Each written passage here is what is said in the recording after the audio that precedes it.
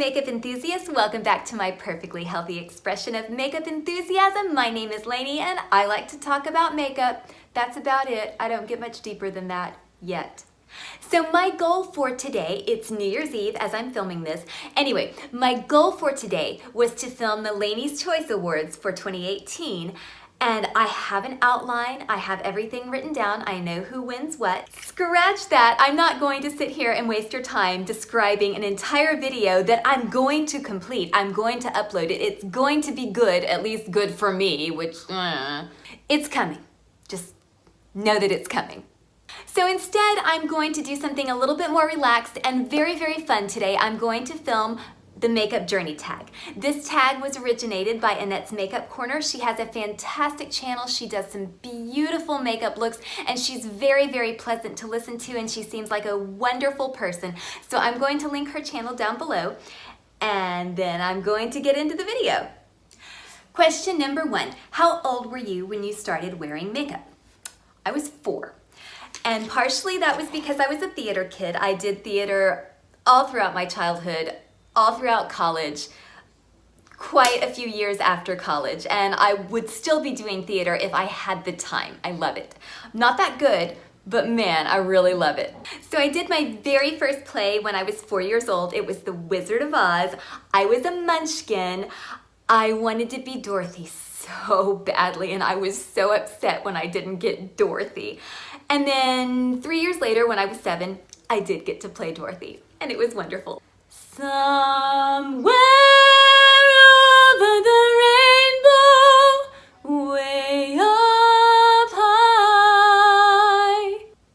But aside from those glorious days as a child when I got to wear makeup and wear costumes and be on stage, I did wear makeup as far as just playing with my mom's makeup, and she graciously allowed me to. But when I started wearing makeup on a regular basis was actually the summer before I started middle school. So I was 10. At my junior high, we were allowed to wear makeup, and so I think because she knew how unskilled I was, my mom let me go ahead and start wearing makeup over the summer so that I could practice. At least I'm guessing that that's why she allowed me to start wearing makeup over the summer. I don't know. Mom, you're gonna watch this on the toilet like you always do. Was that why, or were you just being nice to me? Well, you know, that should have been a really short answer. I don't think I'm capable of giving a short answer. Let's see if I can give a short answer to the next question. Question 2. Have you gone through any makeup phases you look back on and think, what the fuck was I doing? No, don't pass me by. Sorry, the UPS truck just went by and I just got a notification that my Suva brushes are out for delivery. Did you forget me? That's very important. Getting back on track. And this is not going to be a short answer. Have I gone through any phases that I look back on and go, what the fuck was I doing? Sort of. So when I was in high school, I used to shave my eyebrows. Not completely. That was one goth trend that I never got into, and I was a total goth girl in high school. But I shaved to try to clean them up instead of waxing them or even plucking them. I used a damn razor, and it looked just as bad as it sounds. I don't think I have any pictures. And I always had bangs, so it wasn't really, really obvious. But yeah, I did that. That was pretty cringy. And then obviously when I was first learning how to do my makeup, I didn't know how to get the eyeliner really close to the waterline. So I had this gap, you know, where the eyeliner, you know what I'm talking about. I don't think I have any pictures of myself wearing my makeup like that because I learned very quickly how to do it properly. But I'm gonna put a picture of somebody else making that mistake. Apologies if you are the person in this photo. But those were just isolated incidents. So no, I don't think, other than the eyebrows and the bad eyeliner, I don't think I've ever gone through a whole phase where I was doing my makeup in some really strange way. When I was in college, I did do the Eye of Horus swirl, like Death from the Sandman. But I don't regret that. That was awesome. Question 3. Have you ever been in a makeup rut where you did the same look for a very long time? Yes. So yeah, in the spring of this year, this was my makeup look. Every single day, this is how I wore my makeup for a good 6 weeks or so. And I thought it was fabulous. And quite frankly, I still think it's fabulous. This is my favorite makeup look that I've ever done, and I still crank it out occasionally. And every single time I do my makeup like this, I get compliments. So I know that it's not just me. Maybe they're pity compliments. Question 4 is, what was your first high-end purchase? Oh, I like this question. My first luxury acquisition. It was not a purchase, it was an acquisition. My mom bought it for me when I was in high school. We used to go to the Houston Galleria and go to Neiman Marcus and pretend to be fancy a couple of times a year. It was usually like around my birthday or around Christmas, and it was wonderful, and I still do that. In fact, she and I still do that to this day, and it's still just as much fun.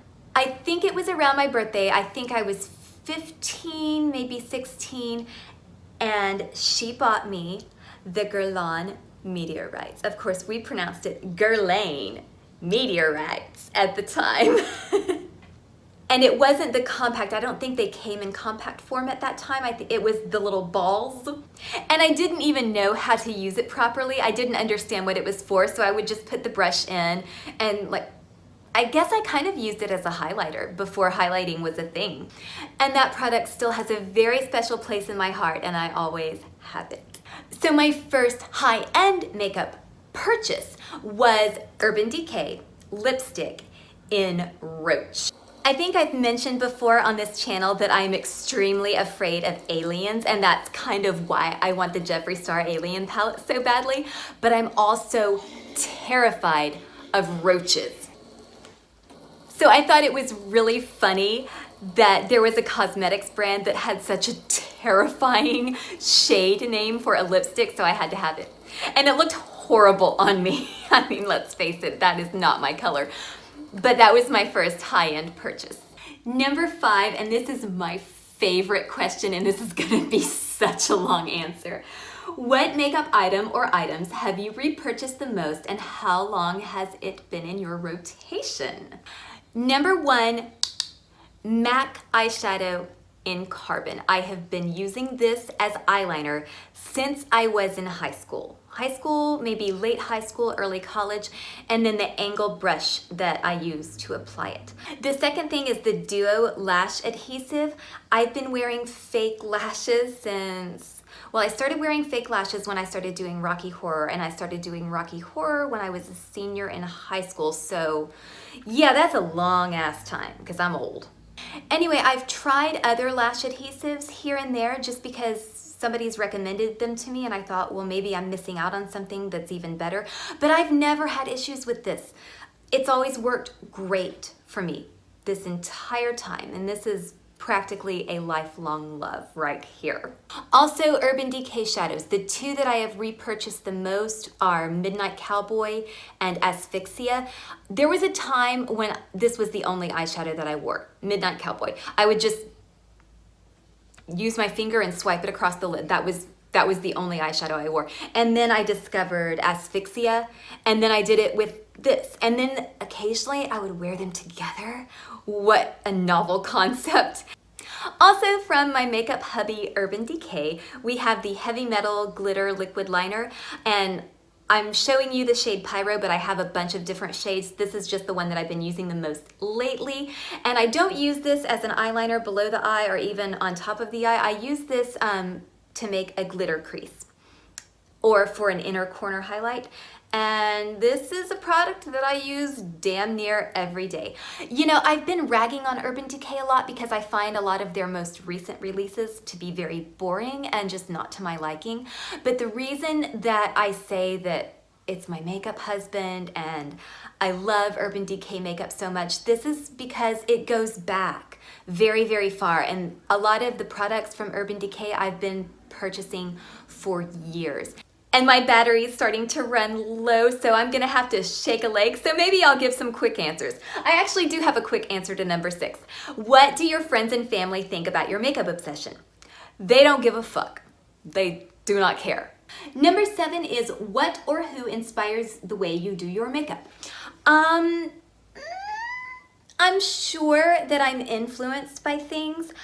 A lot of times I feel like I just play around and figure out what looks good and what I like.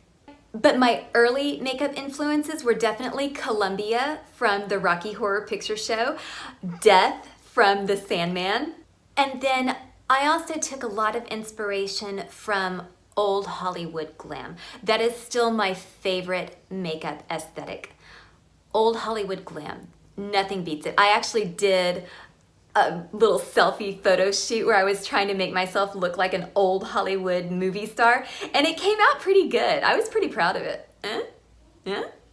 Number 8 is describe your current makeup style in 3 words. I got this.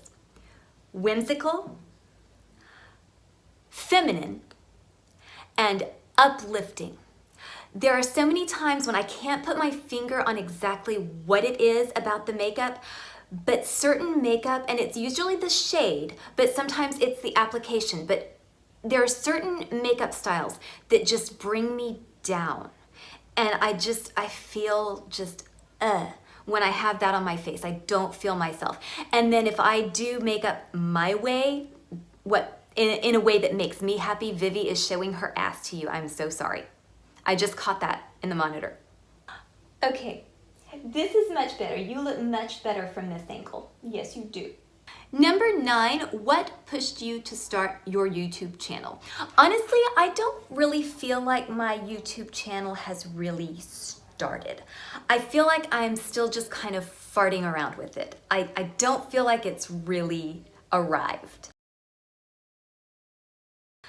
Last question.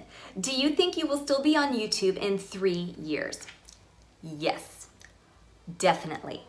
But not necessarily as a makeup channel. My eventual intention is to have a YouTube channel where I talk about my professional life. So I'm a psychotherapist. I do sex therapy and I do adolescent therapy as well as marriage and family therapy. And there are so many issues that people are kind of weird about openly discussing, especially issues relating to sex and relationships. I want to do a YouTube channel where I address all of those things and talk about them as a therapist and as a researcher, because before I was a therapist, I was a psychological researcher, and I researched relationships, attraction, rejection, and unrequited love. Those were the things that I focused on, and there is so much to be said about those topics, and people are genuinely interested in talking about those topics. The one thing that makes me nervous about starting that particular channel is because people get really touchy about those topics. And granted, people get touchy about makeup too, but I feel like I'm still insulated from that because I'm so small, and quite frankly, I'm glad to be as small as I am right now. But I want to get good at making videos, which I'm not there yet, but I'm learning. We're all always learning. I want to be better at making videos by the time I start making mental health videos than I am now. So in 3 years' time, hopefully I'll have better equipment, I will be more comfortable just talking to the camera, and it will have a more professional polish than these videos do now. So yeah, this is kind of rehearsal for my professional channel. So that wraps it up for today. Thank you very much to Annette for creating this tag. I had a lot of fun doing this video, and it was even more fun to just sit around and think about the answers to those questions. This is Sylvester, by the way, and that's Vivi taking a bath back there in the background. So as always, thank you so very much for stopping by. Follow me on Instagram. I will follow you back. What was I saying? Follow me on Instagram. I will follow you back. I have so much fun following people who find me on YouTube and just getting to know them. I love it. Very special shout out to you if you are watching this video on the toilet. And until next time, stay adorably obsessed with makeup.